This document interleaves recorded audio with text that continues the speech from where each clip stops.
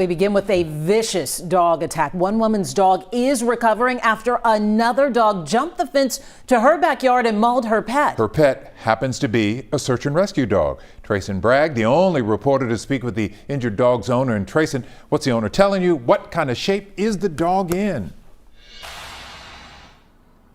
Well, and I'll tell you, that owner is telling me that she still remains in a state of shock tonight. She's also very emotional following this vicious attack. As for her dog, Romeo, she says he's now out of the vet, but he is still trying to recover from his injuries.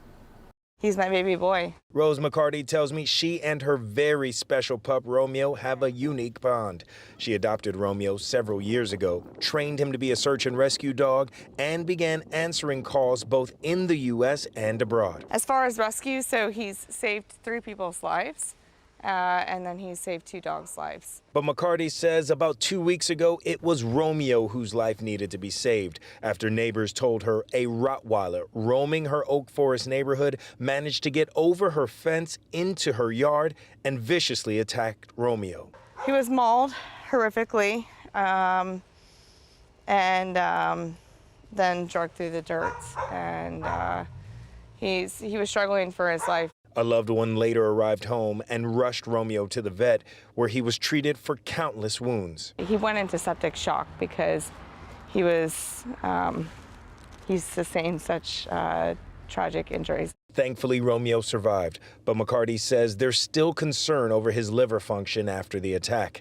As for the dog who mauled Romeo, McCarty says it hasn't been seen since the incident, and right now she's more focused on getting Romeo healthy than tracking down his attacker.